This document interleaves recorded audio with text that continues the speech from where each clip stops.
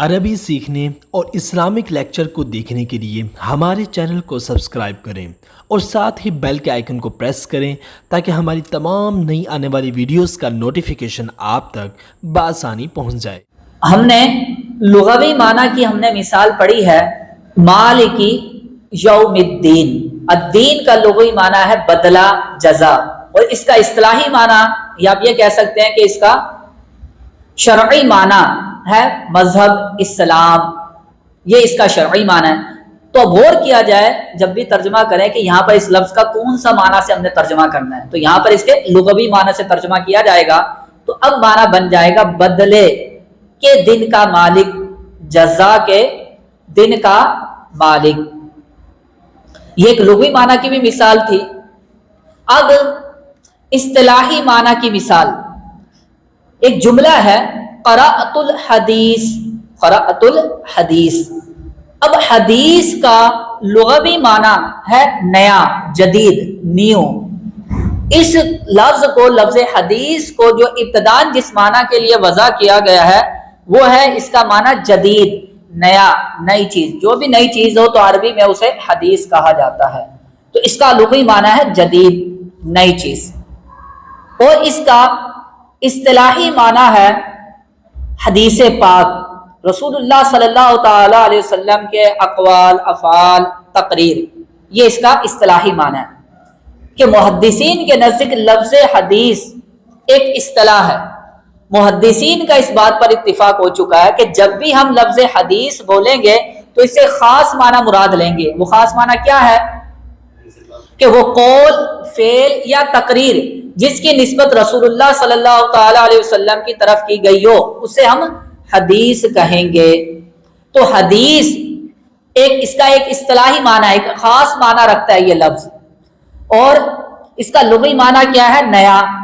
اب جب میں نے یہ جملہ بولا قرأت الحدیث، تو یہاں پر یہ قرینہ ہے اس بات پر کہ متکلم کا پڑھنا، یہ اس بات پر علامت ہے، قرینہ ہے، دلیل ہے کہ متکلم نے یہاں لفظ حدیث بول کر اس کا لغوی معنی مراد نہیں لیا بلکہ اس کا اصطلاحی معنی مراد لیا کہ جو محدثین کے نزدیک یہ خاص اصطلاح جو ہے، خاص معنی میں یہ لفظ استعمال ہوتا ہے۔ تو اب ہم اس کا کیا ترجمہ کریں گے کہ میں نے حدیث پاک پڑھی۔ اسی طرح لفظ صوم، اب وعدے نے اس کو جس معنی کے لیے ابتداء وضع کیا گیا تھا، اس کا لغوی معنی، اصلی معنی، حقیقی معنی کیا ہے؟ روکنا۔ اس کا لغوی معنی کیا ہے؟ لیکن اس کا شرعی معنی کیا ہے؟ مغرب سے لے کر، صبح سے لے کر مغرب تک اپنے آپ کو کھانے پینے سے روکنا، یہ کیا کہلاتا ہے؟ روزہ کہلاتا ہے۔ اگر ہم روزہ ترجمہ کریں گے صوم کا تو یہ اس کا شرعی معنی بھی کہہ سکتے ہیں کہ یہ اس کا اصطلاحی معنی بھی اسے کہہ سکتے ہیں۔ یہ اس کا شرعی معنی بن جائے گا، یہ اس کا اصطلاحی معنی بن جائے گا۔ اس کا لغوی معنی کیا ہے؟ روکنا۔ اب اگر کوئی شخص کیا کہتا ہے کہ صام زید، اب اس کا ہم کیا ترجمہ کریں گے؟ زید نے روزہ رکھا۔ زید مسلمان ہے، رمضان کا مہینہ ہے، تو یہ سارے قرائن ہے اس بات پر کہ یہاں پر اس کا کون سا معنی مراد ہے؟ شرعی معنی مراد ہے، اس کا اصطلاحی معنی مراد ہے۔ اب ہم ترجمہ کیا کریں گے؟ زید نے روزہ رکھا۔ اب یہ ترجمہ نہیں کریں گے زید نے روکا، یہ اس کا لغوی معنی بن جائے گا۔ تو یہ بھی پتہ ہونا چاہیے نا کہ کہاں ہم نے لغوی معنی سے ترجمہ کرنا ہے، کہاں اس کا اصطلاحی یا شرعی معنی سے ترجمہ کرنا ہے۔ ترجمہ کرنے سے پہلے ہم نے اس بات کو پہلے فائنل کرنا ہے۔ یہ تھی شرعی معنی کی مثال۔ اسی طرح لفظ نظر، قرآن پاک میں یہ 3 معنی میں استعمال ہوا ہے۔ لفظ نظر کا لغوی معنی کیا ہوتا ہے؟ ڈرانا، ڈر سنانا، اور اس کا شرعی معنی ہے منت ماننا۔ اس کا شرعی معنی ہے منت ماننا، یعنی غیر لازم عبادت کو اپنے اوپر لازم کر لینا، یہ اس کا کیا ہے؟ شرعی معنی۔ اور اس کا عرفی معنی کیا ہے؟ نذرانہ پیش کرنا، ہدیہ پیش کرنا، یعنی اگر کسی بزرگ کو کوئی چیز تحفتاً، ہدیتاً یا نذرانتاً پیش کی جائے تو ہمارے یہاں عرف میں کیا کہا جاتا ہے کہ آپ کو ہم نے یہ نذرانہ پیش کیا ہے، ہدیہ پیش کیا ہے۔ تو یہ کون سا معنی بن جائے گا نظر کا؟ عرفی معنی۔ لیکن عربی میں ہم کیا کہتے ہیں؟ نظر تو، مثلا میں عبارت بولتا نظر تو لزید، مطلب کہ میں نے زید کو نذرانہ پیش کیا، ہدیہ پیش کیا۔ تو یہاں لفظ نظر کا میں نے کون سا معنی مراد لیا ہے؟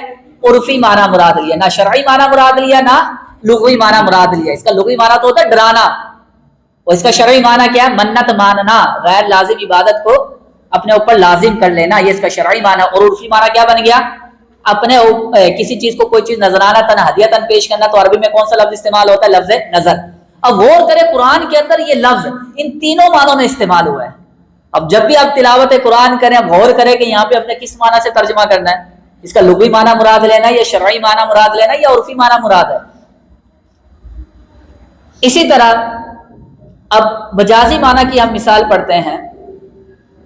اس کی ایک عام مثال تو یہ لفظ ید، لفظ ید، اس کا لغوی معنی کیا ہوتا ہے؟ ہاتھ۔ جسم، ہماری باڈی کا ایک حصہ جو یہ ہاتھ ہے، یہ کیا کہلاتا ہے عربی کے اندر؟ ید، ہینڈ۔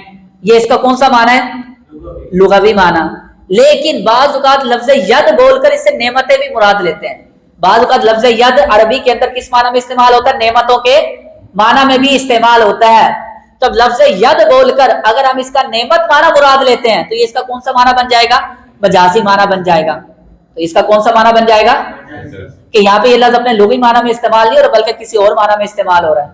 اچھا، یہاں پر جو علاقہ پایا جا رہا ہے حقیقت و مجاز کے درمیان سببیت کا علاقہ پایا جا رہا ہے۔ اب اس بلاغت کی ایک اصطلاح سمجھ لیں کہ ایک ہوتا ہے مسبب۔ مسبب کی تعریف یہ ہے کہ مسبب اس چیز کو کہتے ہیں جو کسی سبب کے واسطے سے حاصل ہو۔ جو چیز کسی سبب کے واسطے سے حاصل ہو اسے کیا کہتے ہیں؟ مسبب۔ اور جو چیز سبب بنے اسے تو سبب ہی کہیں گے۔ اب اس کی مثال یہ دیکھیں، نعمتیں۔ اگر ہم ید بول کر کون سا معنی مراد لیتے ہیں؟ نعمتیں، تو نعمت کیا بن جائے گا؟ مسبب۔ اور اس کا سبب کیا بن جائے گا؟ ہاتھ۔ اس کا سبب کیا بن جائے گا؟ ہاتھ۔ یعنی نعمتیں جو حاصل ہوئی ہیں تو ان نعمتوں کا حاصل ہونا یہ کیا بن جائے گا؟ مسبب۔ اور یہ کس سبب سے حاصل ہوئی ہے؟ اس کے حاصل ہونے کا سبب کیا ہے؟ وہ ہے ہاتھ۔ کیوں؟ کیونکہ عموماً اکثر ہم یہی دیکھتے ہیں کہ جو نعمتیں ہمیں حاصل ہوتی ہیں وہ کسی نہ کسی ہاتھ کے ذریعے سے، ہاتھ کے سبب سے حاصل ہوتی ہیں۔ تو ہاتھ کیا بن جائے گا؟ سبب۔